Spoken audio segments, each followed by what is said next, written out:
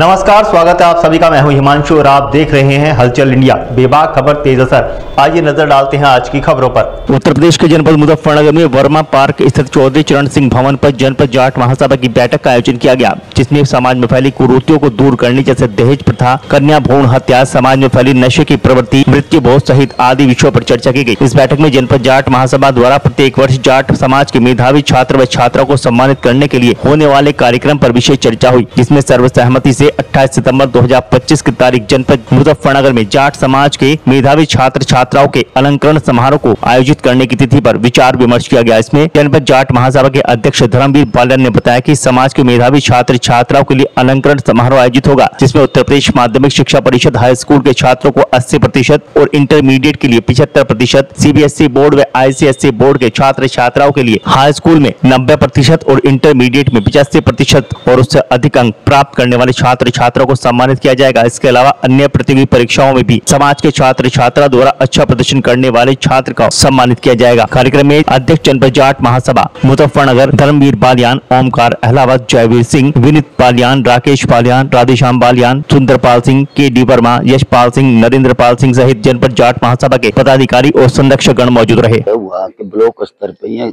जो है हम जो बच्चों को सम्मानित कर रहे हैं, खिलाड़ियों को, और शिक्षा के क्षेत्र में ब्लॉक स्तर पर उनको हम कलेक्शन किया जाएगा, उनके सर्टिफिकेटों को और उनके जो भी डॉक्यूमेंट्स है सब किया जाएगा। उसके बाद में जो है वो फिर एक हेडक्वार्टर पे अपने इसको सारे को कलेक्शन करके उसमें रखा जाएगा। उसकी फिर उसमें छटनी की जाएगी, कौन इसमें योग्य है कौन नहीं योग्य है। तो इन सब को देखते हुए मतलब जो है बहुत अच्छी तैयारी जो है 28 तारीख में पहले हम इसको मतलब जो है तैयारी कर ली जाएगी पूरी जो है। और बड़ा अच्छा भव्य जो है आयोजन इस वर्ष जो है हम करने जा रहे हैं। बहुत अच्छा भव्य आयोजन इसमें होगा और इसमें सभी लोगों का बहुत अच्छा सहयोग है। आज संख्या भी देख रही हो इतनी मीटिंग में कि इसमें जो है बढ़ चढ़ कर जाट महासभा इसमें उत्साह से काम कर रही है। साहब किस तरह की तैयारी? एक बड़ी मलिक साहब, आज जाट महासभा की बहुत महत्वपूर्ण बैठक आयोजित की गई, जिसमें सभी पदाधिकारी आए। तो उसका मुख्य विषय रहा कि जो जिले स्तर पे शैक्षणिक संस्थानों से जिन्होंने जिले का नाम रोशन किया है इंटरमीडिएट और हाई स्कूल की परीक्षाओं में, साथ ही साथ में अन्य क्षेत्रों में जैसे स्पोर्ट्स का हो गया आपका, फिर मेडिकल फील्ड हो गया, उसमें अच्छे स्थान उनको प्राप्त किया है या फिर मेडल लिया है उनको, जहाँ पे जिले का नाम रोशन है, तो उनको एक प्रोत्साहन या पुरस्कृत करने के लिए कार्यक्रम रखा गया 28 सितंबर का। इसमें अलग अलग तरीके से उनकी मेरिट तय की गई है कि इसकी आप बताई दी अध्यक्ष साहब ने और महासचिव साहब ने कि 80% और 85% 10-12 के लिए, और तीनों बोर्डों को इसमें शामिल किया गया, यूपी बोर्ड को, सीबीएसई बोर्ड को और आईसीएसई बोर्ड को।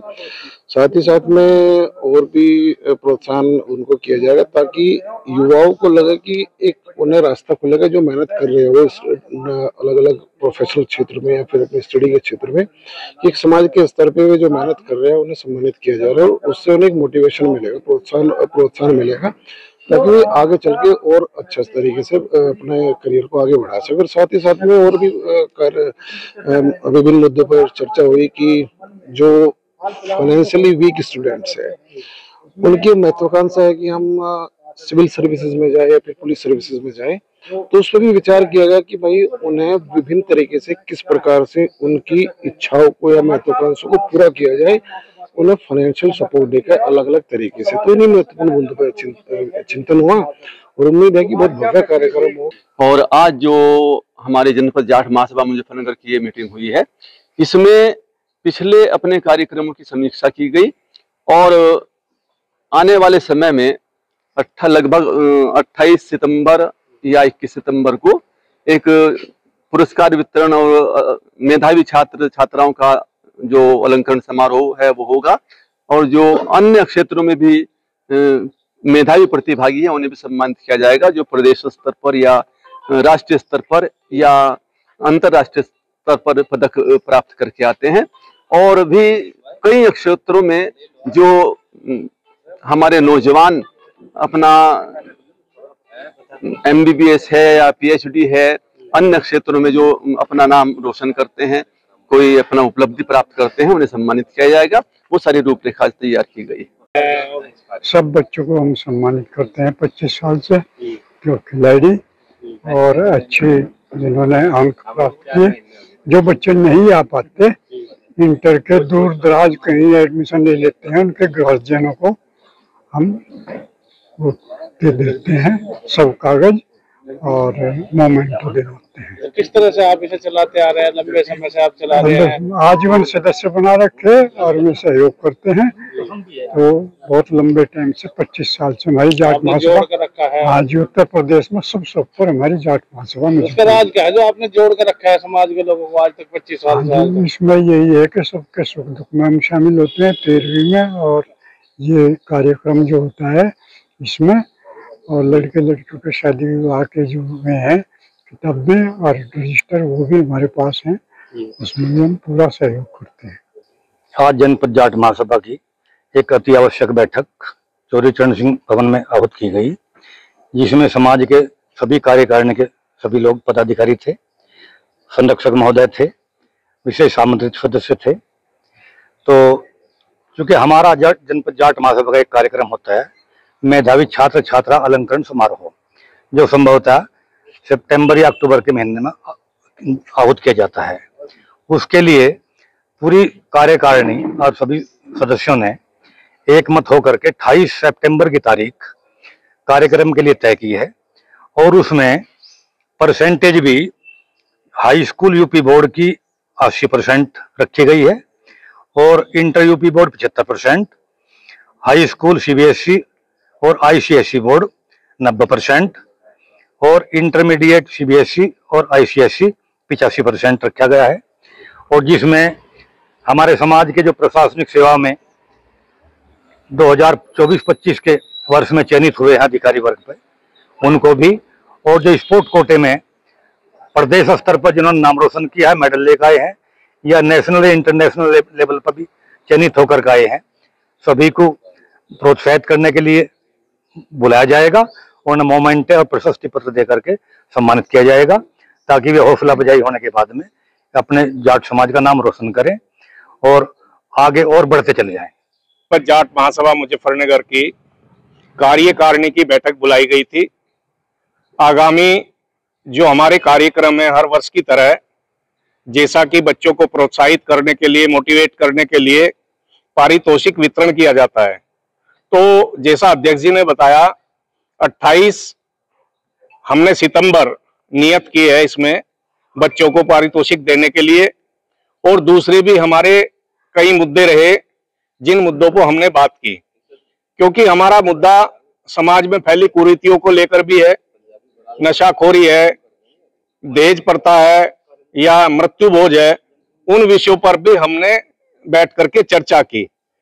मुख्य मुद्दा हमारा बच्चों को पारितोषिक देने का है। उसमें किस तरह के मोमेंटो दिए जाएंगे, क्या स्थान रहेगा, मुख्य अतिथि कौन होंगे, और उसकी रूपरेखा की जिम्मेदारी यहाँ पर ब्लॉक अध्यक्षों को और दूसरे जो हमारे सम्मानित सदस्य या पदाधिकारी उन्हें दी गई है। तो इन्हीं चीजों को लेकर के आज ये हमारी कार्यकारिणी की मीटिंग थी, और हमने जो हमारे पुरोधा रहे, स्तंभ रहे, हमारी जनपद जाट महासभा के जो अध्यक्ष रहे प्रथम, मेरे गुरुजी महावीर सिंह राठी जी, उन्हें भी आज हमने श्रद्धा सुमन अर्पित किए।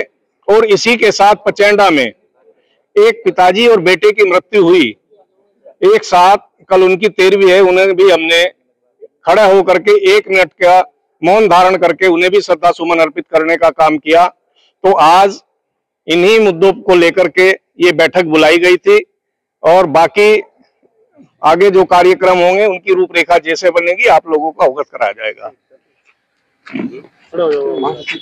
मुद्दा था, हम हर वर्ष बच्चों को सम्मानित करने का काम करती है जाट महासभा।